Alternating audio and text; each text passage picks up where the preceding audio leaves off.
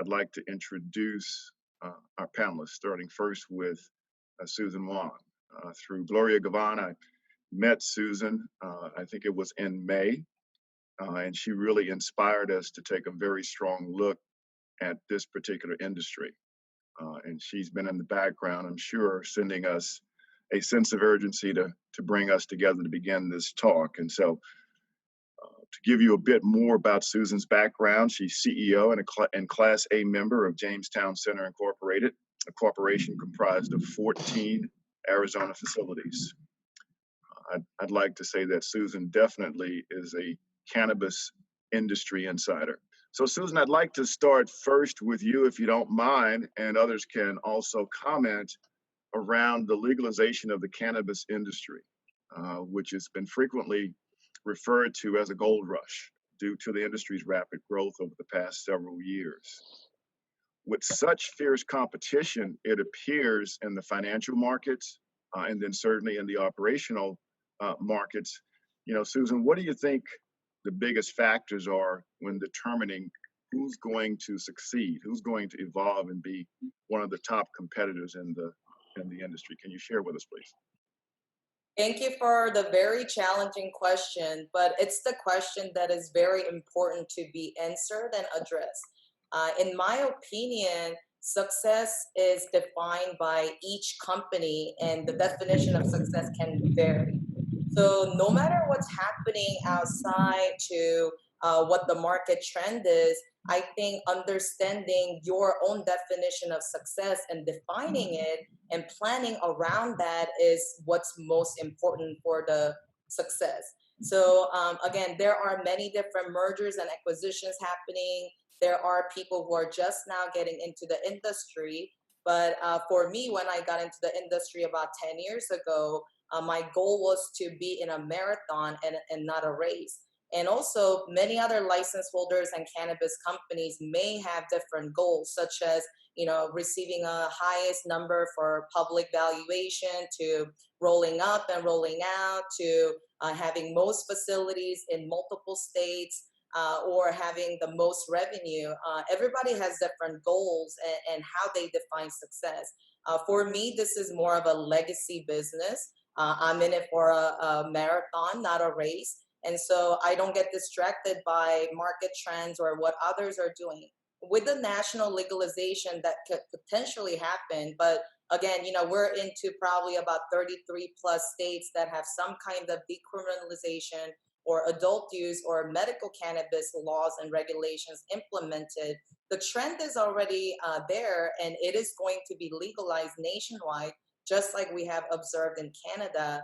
But again, it's not really about what's happening outside of your organization and company. Of course, you have to pivot and adapt to the market. But once you define what your goal is, I think it helps the company and businesses to stay focused and achieve the goals and success that you have defined. So again, it is a difficult question to answer, but I think knowing what your intention and what you want to attain in the industry is a key to the success.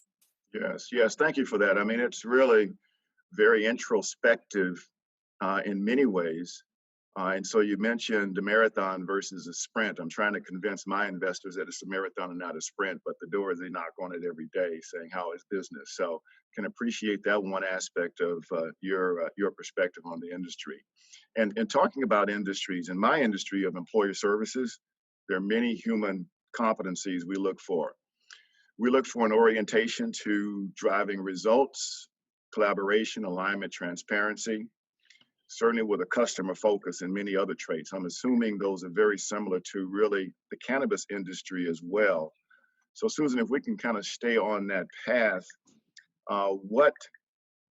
given your vast experience in the industry, have you noticed any common traits in people that are more important than others to really chase down this quite robust industry? Yes, this industry is very robust and ever changing. You wake up and there are different rules and regulations that are applying, and staying compliant is very important to our industry. And again, if you do not understand what the laws and regulations are, it's difficult to follow the laws. So, understanding the laws and comprehending, but also being able to apply to your own business or your workplace is a key. So when we're talking about human capital and the talent, it's a misconception that people often think that you have to have a prior cannabis knowledge to be successful in the industry.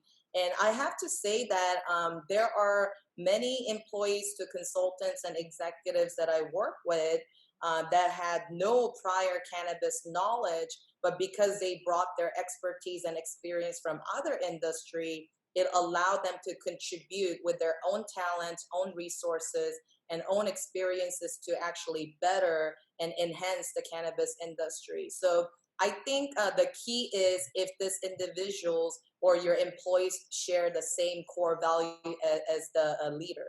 So upper management and owners, shareholders, partner investors, it's very important to continue to cultivate that culture and instilling the similar core values. But it's difficult to do that when employees and people already have different mindset and goals. And there will be potential conflicts, right? Because from the top management wants to have certain things done certain ways, such as for our company policy, protection of licenses, staying compliant, and legality is hugely important, and that's how we're setting our foundation. So again, just to give a very intimate detail, I Sure. take taxes and 280E very seriously. I'm not an operator, owner, shareholder who's trying to, get some few $100,000 discount from taxes and potentially jeopardizing our multi-millions of dollars of businesses and assets and licenses. So when it comes to legality and taxes, our attorneys and legal team and CPAs, accountant to CFO, people who are handling books to managing inventory and financials are advised to strictly adhere to IRS code 280E, not writing off expenses that we're Yeah, not I'm sure. supposed to just to save money. And also, trying to take the easy road by not having proper documents ready. So, and that all starts from the top to bottom, and also from the bottom to top. We need assistance from our team members and managers and employees to comply.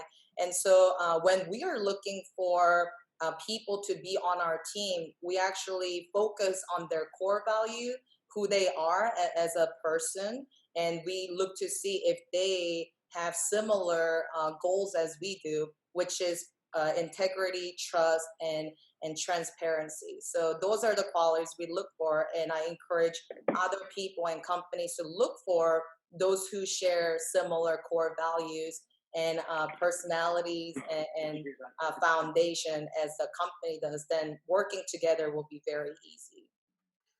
Very good points. And for this audience and for the extended audience, as we transcend this webinar out into the marketplace, those are very good areas of focus for any organizations, but certainly for the cannabis industry.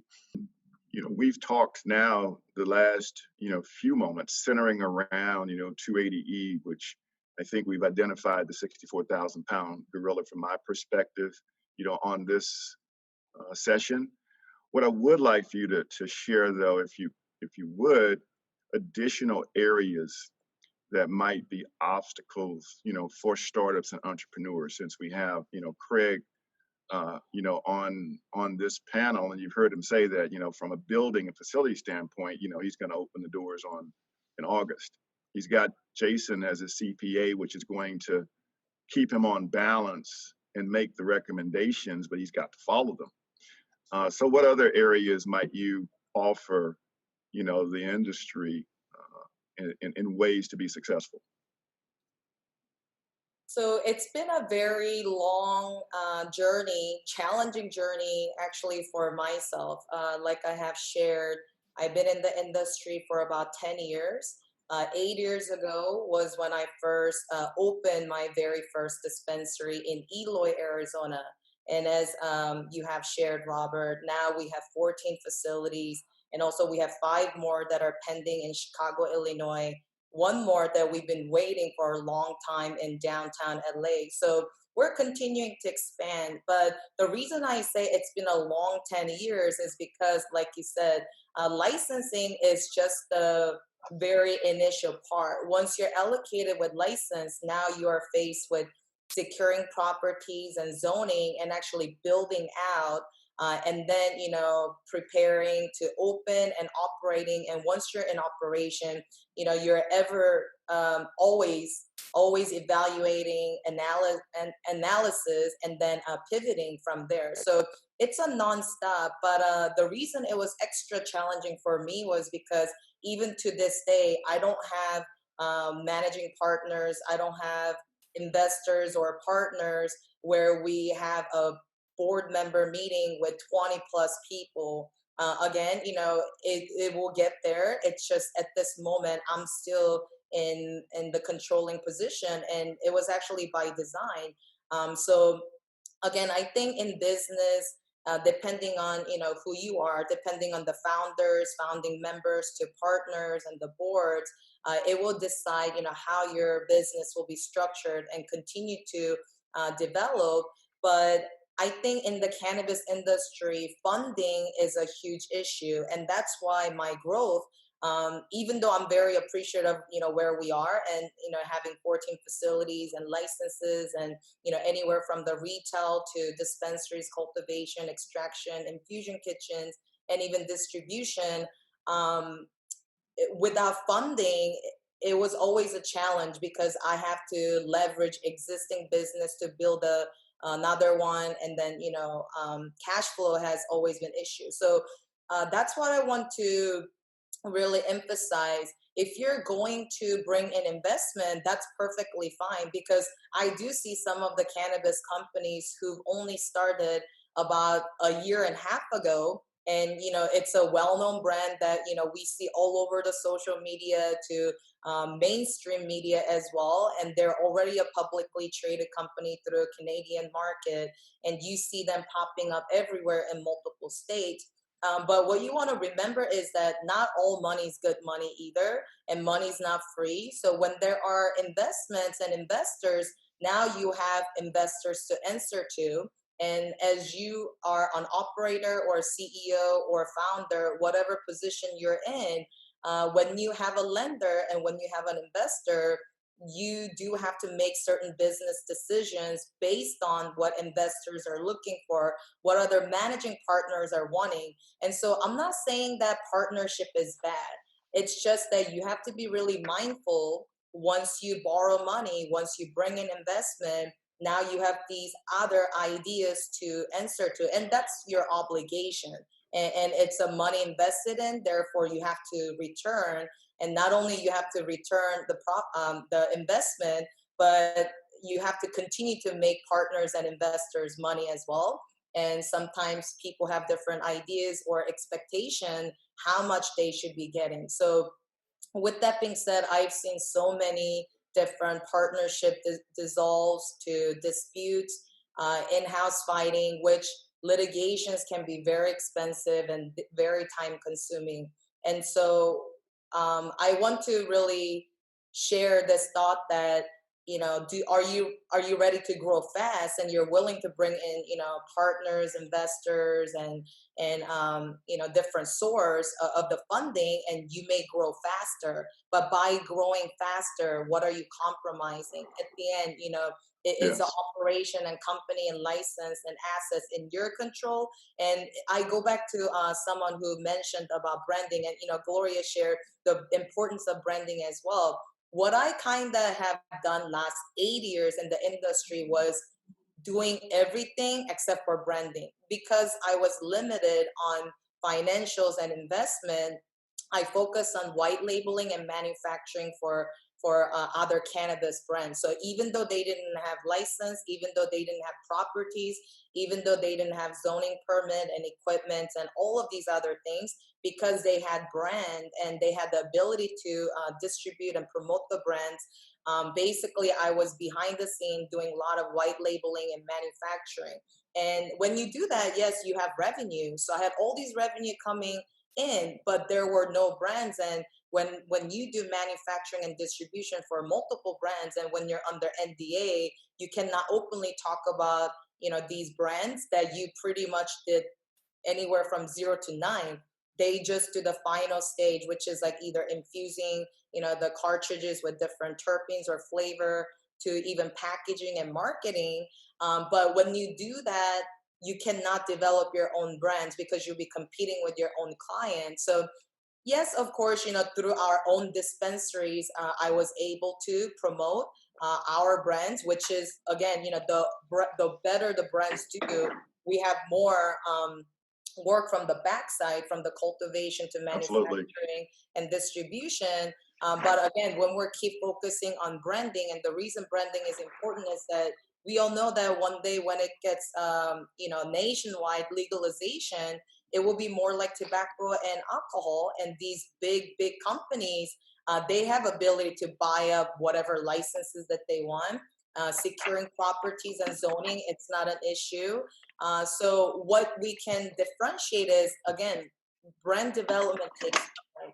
And it's not just about brand development, because you can spend a lot of money on PR marketing to blow up your brand, but next thing comes in is actually brand loyalty, that consumers are actually loyal to your brand and products because of what you really stand for, and because of, again, the core values and what benefits it brings to the people.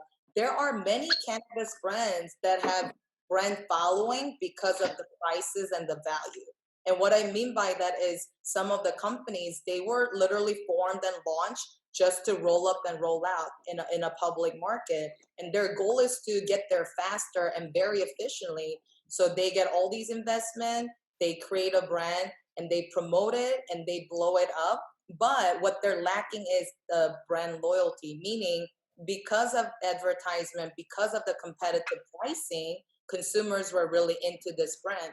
But the moment it changes hand, and now the brand might have a better quality, better consistency, and also supply chain and consistent supply is actually an important thing too. We see many times in a retail dispensary where we bring in new brands and everybody loves it, we sell out. Next time we call, no products. And once retail customers come back to dispensaries and ask for some brand, and we have no answer when it's going to be available again, it actually damages the reputation of a Sure. retail dispensary not being able to provide consistently. So then we end up not ordering these brands, and hence the reason why I started to get active in the white labeling too. So again, there are many challenges, but I would say one, uh, be cautious with investment.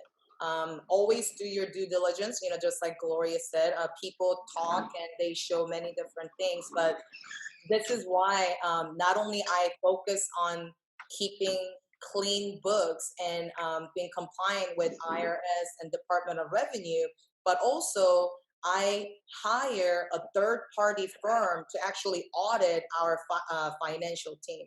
So even my own internal CPAs, her work and her team's work gets audited by a separate firm that I pay. So basically, once a year, this audit firm comes in and tell me what we did wrong, what we can do better, and even walk me and other executive teams and our accounting team hold accountable. And so, looking at financials, but having your own books in order, but also making sure that you have solid contracts. I think investing in good attorneys, not only good business attorneys, but also attorneys who understand litigations, because contract only matter when you are in that situation where you need to enforce it. And many operators and businesses don't even understand what type of contract that they got into. So make sure you read your contract, even though you have good attorneys. Make sure you read them yourselves and understand and communicate with your legal team to validate you have understood accurately so you can later enforce it. And again, having good financial teams. But I would like to say be very cautious how fast you want to grow. And in that sense, make sure you have a solid contracts and understanding with the parties that you're getting involved with. And then also taking an investment, it's a give and take. So assess what you're getting, but also assess and be cautious of what you're giving up. Great words of wisdom again. Susan, thank you for the in-depth and expansive perspective on having good business practices in place and then going back to having the right organizational structure and review practices. Appreciate Gloria. I actually respect her as a businesswoman too, and many people who joined the call. I look forward to getting to know all of you. It is amazing that New Energy Payroll HR company is doing this, not only for your clients, but for people who are looking into the cannabis industry. Like I have shared about 10 years ago, I was getting into pharmaceutical industry because my education backgrounds are in biochemistry and microbiology. But when I heard about Prop 203 and Arizona Medical Marijuana Act, instead of getting into pharmaceutical industry, I knew in my heart that cannabis is medicine and that this will be new pharmaceutical industry, actually spelled with FARM, farm, pharmaceutical. So again, Very good. industry is still young. It's only been 10 years here in Arizona, and it's been, longer in California, Colorado, and other states, but it's still very, very young. And I would like to encourage everyone to think about prohibition and how alcohol industry started. Even though people are just saying that they use cannabis for recreational purpose and other purpose, when you talk with people in depth, cannabis actually is medicine, not only for your body, but for your soul and spirit as well. So as long as you define why, find your why, no matter what you're doing, not just cannabis industry, but if you're starting a company, be blunt, be honest with yourself. If your goal is to actually make revenue and profit as soon as you can, and you sell your company, that's okay too. But once you actually face the reality and really dig deep to find out what you're wanting, I think it's going to help you to get wherever you want faster and more efficiently too. So again, I appreciated the platform today. I always enjoy sharing my experience. I could talk about the industry and the businesses and the operation sides, legality to licensing, properties and zoning every day, every night. But again, that goes back to what Gloria has talked about. I have found my passion. I know my passion. It's almost like having a GPS, right? You know exactly where you're going. So there may be some distraction. There may be an unforeseen situation like an accident that you don't control. To your car sometimes can break down. You might have to stop to get food or drinks. But again, you know exactly where you're going because you know your destination, and so nothing can stop you. Either way, you'll get there. So that's kind of how I want to leave this webinar. Outstanding. Yes. Knowing who you are, defining where you're going, and being okay with your goal. And with female entrepreneurs and leaders, we struggle with this all the time. And even me, every day I have to be mindful and intentional that one, it's okay to talk about money. Two, it's not a crime to have a lot of money and make a lot of money as long as you pay taxes and you're in compliant and you're abiding by local laws and federal rules and regulations. But also, number three, money is not a root of evil. I've seen many people to organizations and companies with their resources, they're able to give back to the community. So that's what I want to encourage everyone to remember, whether you're a startup or you're a mid-sized company and scaling up, or whether you're already up there per your own definition, we're all on different phases and stages. But remember that life is a marathon, not a sprint.